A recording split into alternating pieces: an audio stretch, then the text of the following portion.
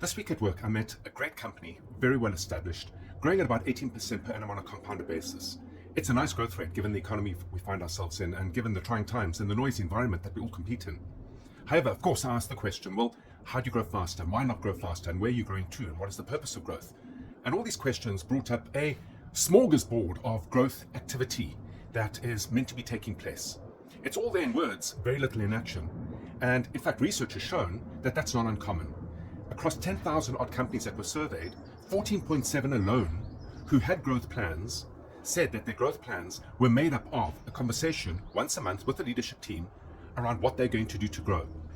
Your sales team is not a growth plan. Your sales team is part of the experience you have in order to create a customer or client proposition in many ways. A growth plan needs to be thought through, it needs to be deliberate.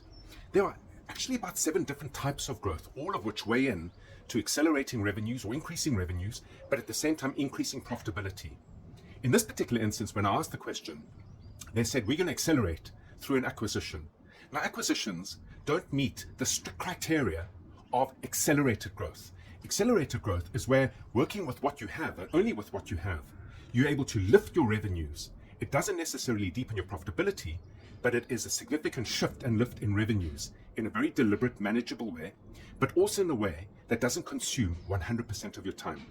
What concerned me about the idea of an acquisition is that it requires a completely different view on how to grow. Globally, acquisitions largely fail to yield value, and they do so because of 5 things. I'll share three of them with you. The first is you always overpay. Once you get excited about the fact that growth is going to come about, you get excited and see the potential in the acquiring target, and with a view, mostly you overpay. The next thing is a massive cultural misfit. You might be in the same sector, you might be in the same industry, but the culture of acquiring, especially a smaller business, means you're acquiring the personality and the atmosphere created by the business leader who built that small business. Within that sense, should he or she leave once you've acquired them, which would be he or she's intent, what is the culture of the company you're actually engaging with? And how will your team and their team marry and match? Very often, even in large acquisitions, that is a major point of failure. The third is, although you might be in the same industry, who do they serve and who do you serve, and what are the similarities between those two clients? Because I ask you, if there's strong similarities, why are you making the acquisition?